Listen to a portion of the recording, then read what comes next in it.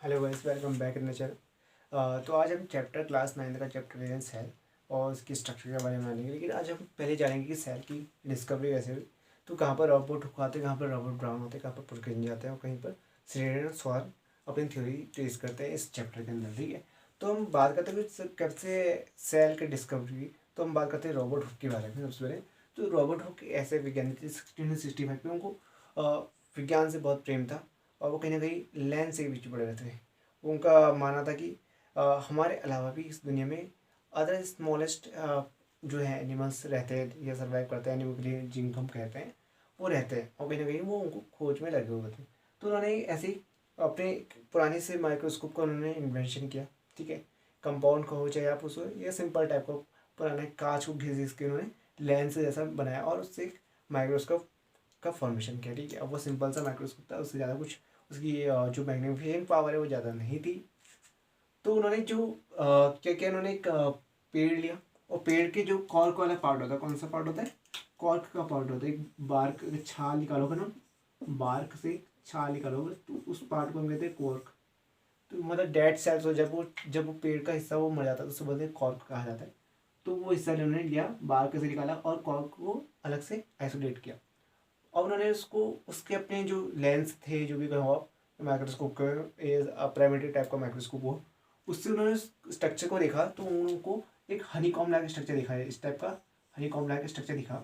और उनके बीच में कहीं ना कहीं एक डॉटेड स्ट्रक्चर भी दिखे, जो जिसे हम आज न्यूक्लियस के नाम से जानते हैं।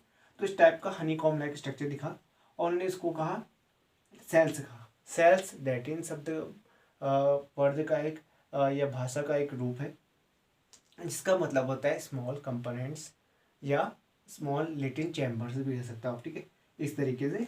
और लेकिन फिर बाद में क्या हुआ, जैसे जैसे इसके बाद जैसे ही उन्होंने इसकी शुरुआत की 1665 में, सेल्स को या कॉक्स सेल्स को या डेड सेल्स को उन्होंने खोजा।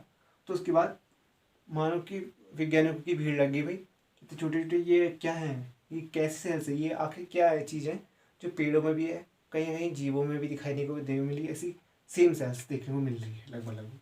फिर ल्यूकन लीवन हो गया है तो थोड़ा इस टाइप के माइक्रोस्कोप को उन्होंने इन्वेंट किया, इम्प्रूव टाइप का। तो और उन्होंने इसमें इम्प्रूवमेंट लाए होंगे थोड़ा, और इसकी मैग्नीफिकेशन पावर बढ़ाई होगी, थोड़े अच्छे लेंसेज का यूज़ किया होगा। तो इस तरीके से क्या मैग्नीफिकेशन पावर बढ़ेगी और एनलार्जिंग ऑफ इमेज और ज़्यादा इंक्रीज हो गया। ठीक है, तो वाई लिवन है 1674 में उन्होंने एक इम्प्रूव्ड माइक्रोस्कोप को फॉर्मेशन किया, बनाया उसको। ठीक है, और उन्होंने क्या किया, पॉन्ड में जो तालाब में उन्होंने पानी होता है, पानी को उन्होंने उस माइक्रोस्कोप के अंदर ऑब्जर्व किया स्लाइड में रख के। ठीक है, तो उन्होंने वहाँ पर फ्री लिविंग सेल्स देखी, लेकिन इस बार उन्होंने सेल्स केवल डिब्बों के रूप में ना देखकर अलग अलग फॉर्म में देखी। कोई किसी ने कोई ऐसी थी सेल्स, कोई ओवल शेप थी, कोई अलग अलग पैरामीशन लाइक शेप था, और उसमें हल्के हल्के फिब्रिल्स आपको देखने के मिले होंगे इस टाइप का। तो अलग अलग टाइप की सेल्स आपको देखने मिलेगी, यूनिसेलुलर, मल्टी सेलुलर, साथ में भी मिल सकती है आपको। ठीक है, एक साथ इस तरीके से सेल्स आपको देखने को मिली बहुत सारी।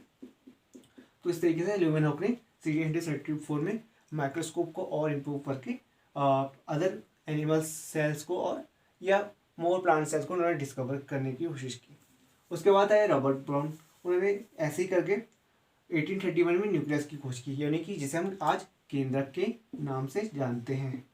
ये बहुत इंपॉर्टेंट पार्ट होता है सेल का, जो सारी चीज़ कंट्रोल करता है। यहीं पर आपका जेनेटिक मटेरियल यानी कि डीएनए और आरएनए भी रहता है। ठीक है, और फिर इसके बाद 1839 में उन्होंने कहा कि अभी जो कोस्ट है, ये सेल्स है, पोर्किंजा आया 1839 में, उन्होंने कहा कि ये जो सेल्स है कहीं ना कहीं किसी चीज़ से, फ्रूट से भरी हुई है। तो उन्होंने इस फ्रूट को क्या कहा, प्रोटोप्लाज्म कहा। ऐसा फ्लूट जो लाइफ को सस्टेन करने की जिसके पास कैपेसिटी है उसे हम प्रोटोप्लाज्म कहते हैं। ठीक हो गया, तो पोर्किंजा ने 1839 में उस फ्रूट को क्या कहा, प्रोटोप्लाज्म कहा। उसके बाद है स्लेटन एंड स्वान 1838 और 39 में उन्होंने एक थ्योरी दी। कौन सी थ्योरी, सेल थ्योरी दी। सेल थ्योरी ये कहते हैं कि जो भी सेल्स है, जो भी ऑल ऑर्गेनिजम्स है, ठीक है, जितने भी सारे ऑर्गेनिजम्स हैं are made up of cells. वो सारे किससे मिलकर बने हुए, सेल्स से मिलकर बने होते हैं। सेल यानी कि स्मॉलेस्ट यूनिट ऑफ लाइफ। ठीक, और जो सारी और दिस सेल्स ये सेल कहाँ से आई अब, these cells are arise from pre existing sales.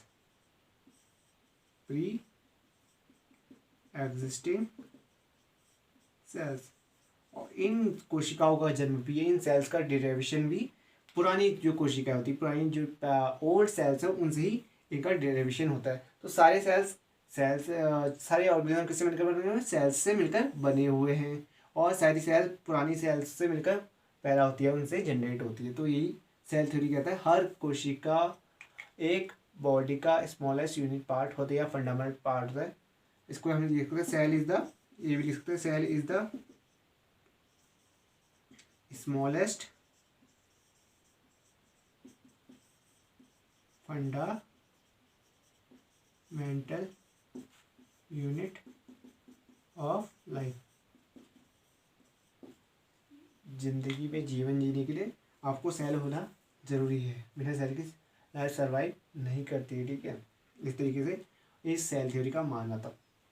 भैया हम माइक्रोस्कोप की बात करें तो माइक्रोस्कोप आप देखेंगे स्कूल में प्रैक्टिकल्स लैब में आप देखते होंगे, इस टाइप का स्ट्रक्चर आपको देखने को मिलता है। इसमें ट्यूबुलर एक कोन लाइक स्ट्रक्चर होता है, जिसमें अपर जो सर्फेस होता है, ऊपर या ऊपर वाला पार्ट होता है, उसमें से हम आँखों के द्वारा देखते हैं। और by the eyes we can see inside this tube, and through the tube a hole is there which consist of objective lens, जिससे हम ऑब्जेक्टिव लेंस आगे से लगे होते हैं। यहाँ पे जिस चीज़ को हमको देखना है वो हम इस स्टेज के ऊपर स्लाइड लगा के रख सकते हैं, और यहाँ से लाइट पास होती है। तो मेरा इस सराउंडिंग की लाइट को इकट्ठा करता है या